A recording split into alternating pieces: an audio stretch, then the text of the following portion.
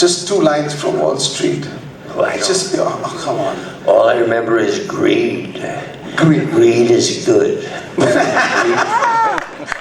I agree. And, So my history in cinema, Michael, was very interesting.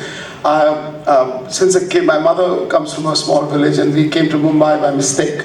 And every morning she would take me to watch the 11 a.m., the matinee show, even when I had exams. And I thought it was torture, but then I realized what cinema was all about. So my journey was very intense with my mom. I watched one film like Shirdi Ke Sai Baba. It's a religious film. I've seen it 7 times. She kept telling me, this is going to change your life. I said, no, it's cinema. But she thought that we were going to pay respects to the God on screen. And that made me understand the significance of cinema on society. So just what has your journey been with your mother? well, I guess I have to divide my career into acting and producing.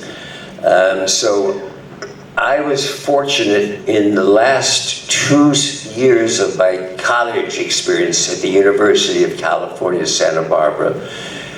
In the summer, I worked at a summer theater, and they have what was called the National Playwrights Conference, and they would develop new plays, and we were part of an acting company that would put on these new productions, these new plays. And so I learned the importance, because every actor is very self-involved. And all of a sudden it takes you being at a theater company where it's only about developing the plays to realize that you are insignificant. It's only the play, the material that matters. And so my experience those 3 summers left me with how important the material is. And that became the core of my strength for the rest of my career. So as a young actor, or even before I was a young actor, I had read in American literature the book One Flew Over the Cuckoo's Nest, which was a successful novel. One film? Memory, like something you said, something that stays with you, like when you wake up, Well, let's see, as an actor, I remember him saying the hardest thing to do is to be yourself. We always tend to want to make a character and everything. The hardest thing is to be simple, to be yourself. The most difficult thing is to listen. As actors, we're all ready to talk, and then we talk, and then we stop listening. So to listen, and he used to talk to me about, sometimes when somebody's talking, you look at them, you don't have to necessarily look at them in the eyes.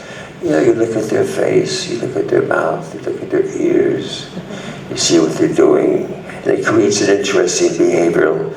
So in that area, as an actor, he was very helpful. And as a producer, I guess his best advice was, give it your best, know that you've done your best, and then, I can't use the word exactly. don't do it. No. We made that mistake with Mr. Banner. Yeah, okay, yeah. And then, screw it. So, just do your best and then throw it away. Yeah. Put your best out there and move on. Yeah. And my father for me was my best friend, mentor, guru, everything. Every morning we used to walk at 6 o'clock and converse a lot. And the one thing he taught me is that we all strive to get somewhere. Like you make a movie, you want to win an award, you get into business, you want to make the billions and whatnot, right? But he said the biggest award and the biggest celebration of life is the fact that you're breathing and your heart is still beating. So never forget that being alive is possibly the largest celebration of life. So my dad. What is harder for you, acting or producing? What do you prefer more? Or the complexities of it? I like to prefer acting, but acting is very insecure. But when I first started acting, I didn't start acting until I was almost finished in college. And I had terrible stage fright. Oh, no, I'd go in the theater. I used to have a waste basket off stage. And before I'd go up, I would get sick and then go out. I just had terrible. And then the first years as an actor, somebody told me, the camera can always tell when you're lying. Ooh, the camera can tell when you're lying. So the first few years, I was like a method actor, you know, just taking, like being in makeup off, trying to get down to the reality of this. And then it wasn't late, and so acting wasn't enjoyable for me. It was a challenge to overcome my stage fright, to overcome. And then it wasn't really until like Fatal Attraction, I'm reading the script, I said, okay, it's a lawyer. All right, I could be a lawyer. I could be a lawyer. He lives in New York. I live in New York. He's an adulterer. Yes, you can. He said, so, you know, and then I said, wait a minute, this character, I could be this character. And then this dawning came over me. It was, I know it's so bizarre to say it now, but then I said, wait a minute, acting is all about lying. It's lying. You're not, you're just pretending. You're basically trying to convince a person, so you're telling lies. You're just lying to them.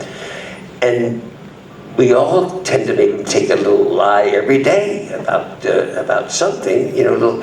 So that adjustment totally changed my whole understanding about the form, and I began to enjoy it much more.